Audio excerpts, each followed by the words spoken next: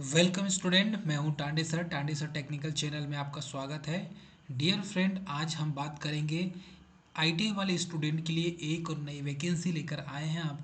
और यहाँ पर एनएफसी के द्वारा वैकेंसी जारी की गई है। तो ये जो एनएफसी है, एनएफसी जो भारत सरकार जो है उसका गवर्नमेंट ऑफ इंडिया का एक उपक्रम है, और इसमें परमाणु ऊर्जा विभाग के द्वारा वैकेंसी जारी की गई, जिसमें डिपार्टमेंट ऑफ एटॉमिक एनर्जी इस डिपार्टमेंट का नाम है। इसमें नाभिकीय ईंधन सम्मिश्रण मतलब न्यूक्लियर फ्यूल कॉम्प्लेक्स के नाम से जाना जाता है, और इसे ही एनएफसी के नाम से न्यूक्लियर फ्यूल कॉम्प्लेक्स इस जो है ये डिपार्टमेंट है और इसके द्वारा जारी किया गया है।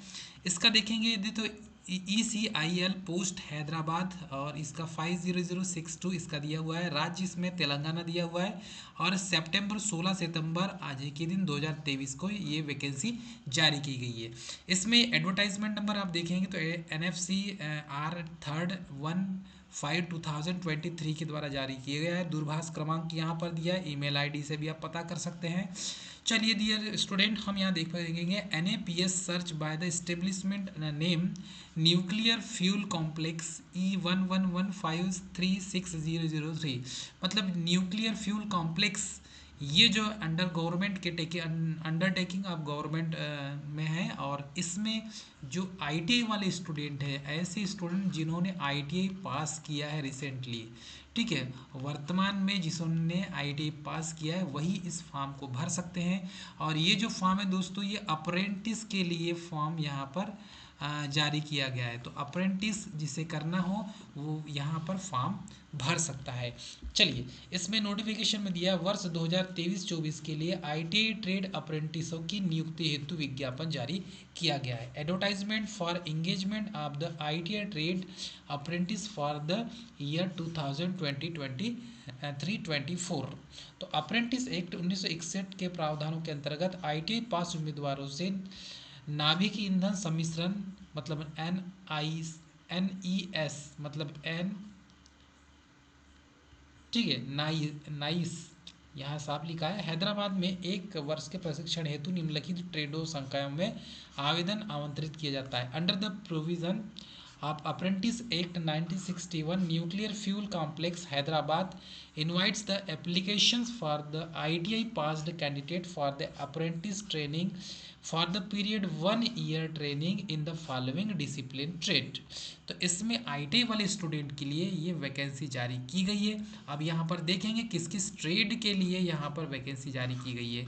तो ये आईटीआई वाले स्टूडेंट के लिए ट्रेड जारी किया गया है। सीरियल नंबर दे, सबसे पहले फीटर ट्रेड की बात करें तो सबसे पहले यहाँ फीटर ट्रेड का दिया हुआ है। फीटर ट्रेड में यहाँ पर अनुमानित रिक्तियों की संख्या है, number of tentative vacancy 42 vacancy है इसमें। और इसका जो है प्रति माह स्टाइफंड यदि की बात करें तो स्टाइफंड प्रति माह आपको मिलेगा 8,050 रुपये। तो ये प्रति माह आपको दे होगा गवर्नमेंट के द्वारा, ठीक है। तो स्टाइफंड के लिए तो जितनी भी आईटीआई की वैकेंसीज है इसके लिए स्टाइफंड 8,050 रुपये ही मिलेगा।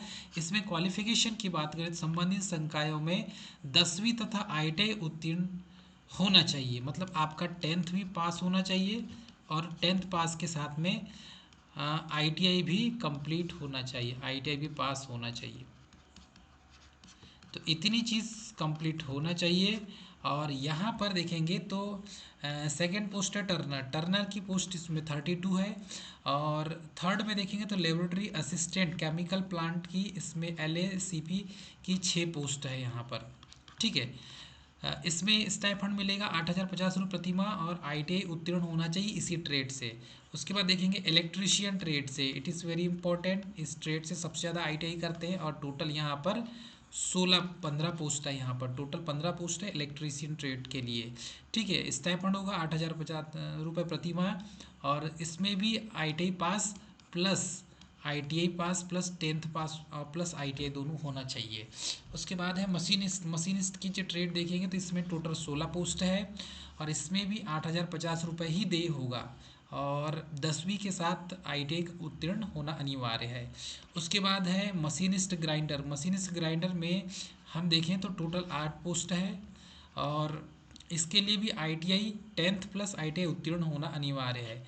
उसके बाद देखेंगे AOCP attendant operator chemical plant, इसमें टोटल पोस्ट है 15 और इसमें भी 8,050 रुपये स्टाइपेंड मिलेगा और संबंधित ट्रेड में 10th प्लस ITI कंप्लीट होना जरूरी है।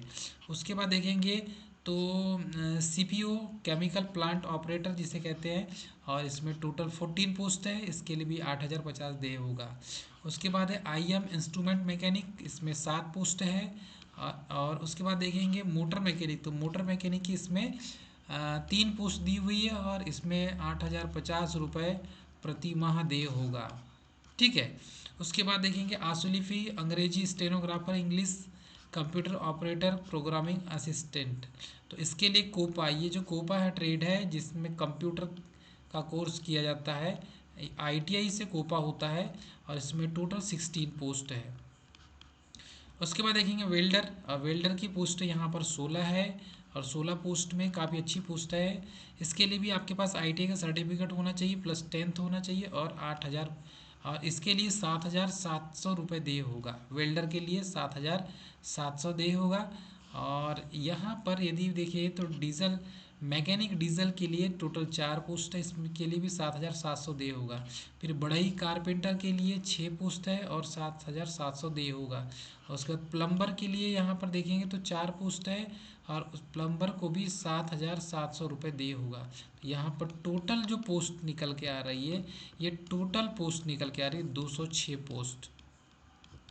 और जो टोटल पोस्ट है 206 पोस्ट, ये मायने रखती है। ITI पास स्टूडेंट इस फॉर्म को अप्लाई ज़रूर करें।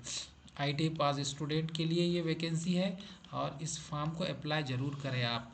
यहाँ पर साफ लिखा है कार्यालयीन आवश्यकता के अनुसार उपयुक्त रीतियाँ घट एवं बढ़ सकती है। द एबो वैकेंसीज में increases decreases based on the official excuses.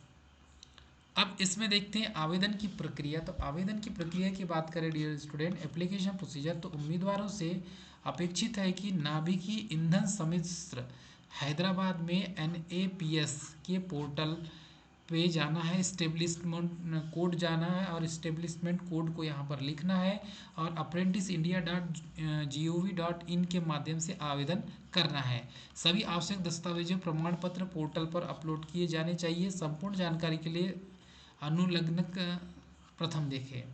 Candidate are requested for the apply for nuclear fuel complex Hyderabad bearing NAPS establishment code यहाँ पर दिया हुआ है E1115356000013 through the NPAS portal apprenticeindia.gov.in।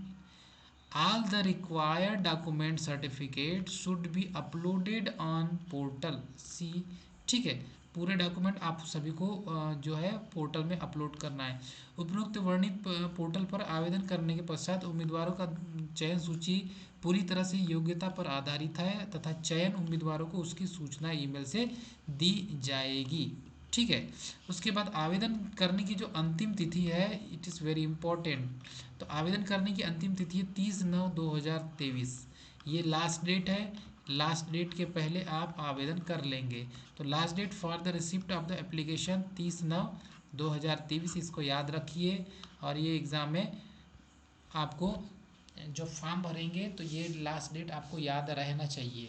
ठीक है। अंतिम तिथि के पश्चात प्राप्त अथवा पूर्ण आवेदनों पर विचार नहीं किया जाएगा, स्पष्ट अक्षरों में लिख दिया गया है।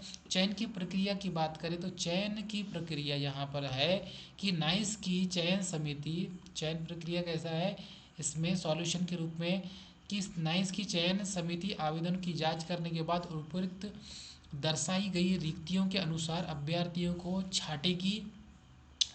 ठीक है। इलेक्ट्रीशियन और वेल्डर के अलावा अन्य ट्रेड उम्मीदवारों का चयन अहर्कर्ता परीक्षा में प्राप्त अंकों के प्रतिशत के आधार पर किया जाएगा। योग्यता पर आधारित होगा। प्रतिशत समान होने पर 10वीं अन्यथा SSC के अंकों के प्रतिशत को टाई ब्रेकर के रूप में उपयोग किया जाएगा। इलेक्ट्रीशियन और वेल्डर ट्रेड के लिए उम्मीदवारों का चयन साक्षात्कार के आधार पर किया जाएगा, मतलब कि इंटरव्यू होगा आपका, उसके बेस पर ही साक्षात्कार की बेस पर ही सिलेक्शन होगा। प्रशिक्षण प्रारंभ होने की तिथि, डेट ऑफ कमेंसमेंट ट्रेनिंग, तो प्रशिक्षण प्राप्त करने की तिथि शॉर्ट लिस्टेड उम्मीदवारों को सूचना ईमेल के द्वारा दी जाती है इसमें, ठीक है। उसके बाद सामान्य अनुदेशित जनरल कंडीशन, तो इसमें अप्रेंटिस का प्रस्ताव मिलने मात्र से नाइस में रोजगार का अधिकार प्रदान नहीं करता, ठीक है, याद रखेंगे। प्रशिक्षु अप्रेंटिसों का प्रशिक्षण संपन्न होने के बाद उन्हें नाइस में नियुक्त करने का कोई प्रावधान भी नहीं है और न ही उम्मीदवार ऐसा दावा कर सकते हैं। इट इज़ वेरी इम्पॉर्टेंट, ठीक है। उसके बाद यहाँ पर देखें तो चयनित उम्मीदवारों को नाइस हैदराबाद में रिपोर्ट करना होगा, जहाँ पर से वैकेंसी निकली है वहीं पर रिपोर्ट करना होगा। आवेदन करने की अंतिम तिथि को अप्रेंटिस 18 वर्ष से कम नहीं होना चाहिए, ठीक है। तकनीशियन आईटी उम्मीदवारों को निश्चित रूप से राष्ट्रीय अप्रेंटिस प्रोत्साहन योजना NAPS,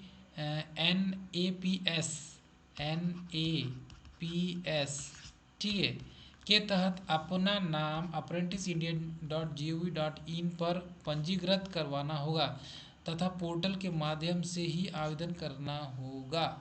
उम्मीदवार को चयन के पूरे होने तक समय समय पर अपने ईमेल की जांच करने की तथा उसे सक्रिय रखने की सलाह दी जाती है। 7वें पॉइंट में लिखा हुआ है परास्नातक उम्मीदवार को आवेदन करने हेतु पात्र नहीं है। समय समय पर यथा संशोधित अप्रेंटिस अधिनियम 1961 के अप्रेंटिस 1992 के प्रावधानों के अनुसार आरक्षण लागू होगा। उम्मीदवार को अनुसूचित जाति, जनजाति, अन्य पिछड़ा वर्ग से होने का दावा प्रस्तुत करते तो उन्हें उल्लेख NAPS पोर्टल पर रजिस्ट्रेशन करते समय ही करना होगा, ठीक है, अन्यथा उन्हें सामान्य श्रेणी का मान लिया जाएगा। उन्हें अनुसूचित जाति, जनजाति, अन्य पिछड़ा वर्ग से संबंधित होने के प्रमाण हेतु मूल प्रमाण पत्र ज्वाइनिंग के समय प्रस्तुत करना अनिवार्य होगा। ये कुछ की पॉइंट है, इसको आप पढ़ लीजिए। उम्मीदवारों के द्वारा तथ्यों को छुपाए जाने पर उन्हें चयन प्रक्रिया में किसी भी स्तर पर अयोग्य ठहरा जाएगा। प्रमाण पत्रों का सत्यापन करते समय वांछित योग्यता के अनुरूप वही नहीं होने अथवा किसी भी प्रकार का बदलाव नहीं होने की स्थिति में अभ्यर्थी की उम्मीदवारी तत्काल समाप्त कर दी जाएगी।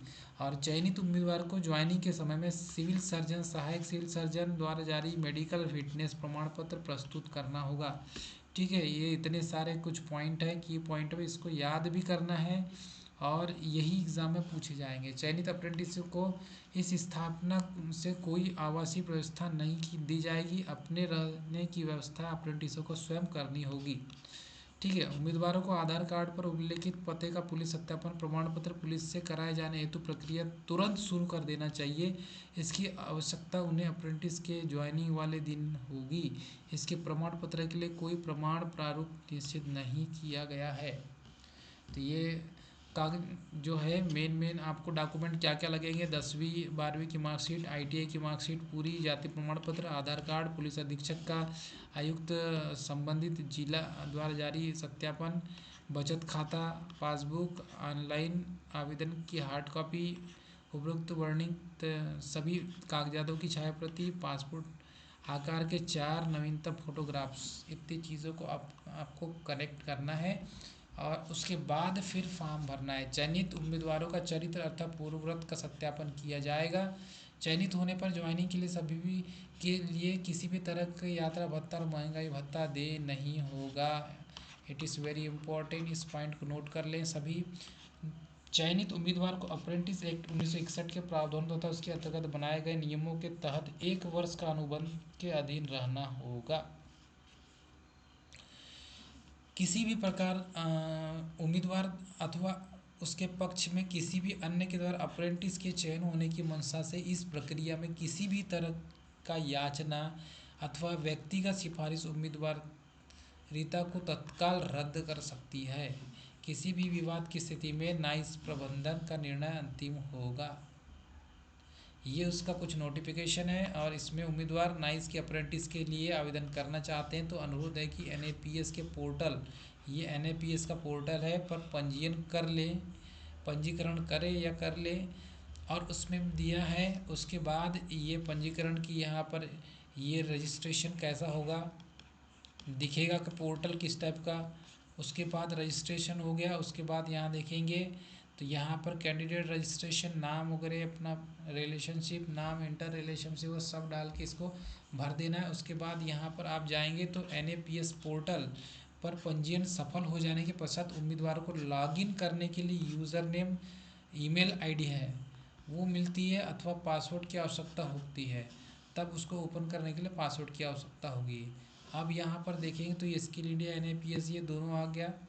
अब यहाँ पर हमको रजिस्ट्रेशन ईमेल आईडी और पासवर्ड डाल देना है। और यहाँ पर लॉगिन सफल हो जाने के पश्चात उम्मीदवार को अप्रेंटिस अपॉर्चुनिटीज़ पर क्लिक करके सर्च बाय इस्टेब्लिशमेंट नेम के तहत न्यूक्लियर फ्यूल कॉम्प्लेक्स इत्यादि की तरह टाइप करना है। ठीक है, फिर ये इस टाइप का विंडो ओपन हो जाएगा अप्रेंटिस से अपॉर्चुनिटीज़। और उसके बाद है नाइस हैदराबाद में संचालित ट्रेडों की सूची दिखने लगेगी और उम्मीदवार अपने वांछित ट्रेड जिस पर वे आवेदन करना चाहते हैं उसके लिए सामने अप्लाई की कुंजी पर जाकर आवेदन कर सकते हैं। तो यहाँ पर अप्लाई की कुंजी का आ जाएगा, इस टाइप से फॉर्म को भर देना है, ये अप्लाई वाला आ जाएगा। ठीक है, मेल फीमेल ये इसको भर देंगे। इस टाइप से जब अप्लाई करेंगे तो आपका फॉर्म कभी रिजेक्ट नहीं होगा। ठीक है, तो इस टाइप से आपको फॉर्म को भरना है डियर स्टूडेंट। मैं उम्मीद करता हूँ आपको वीडियो पसंद आई होगी, समझ में आई होंगी। ऐसी पल पल की ताज़ा तरीन जानकारी के लिए हम वीडियो लेकर आएंगे। हमारे चैनल को सब्सक्राइब लाइक और शेयर करना सभी स्टूडेंट ना भूलें। तो दोस्तों ये तो थी आज की जानकारी, मिलते हैं नेक्स्ट क्लास में, तब तक के लिए जय हिंद।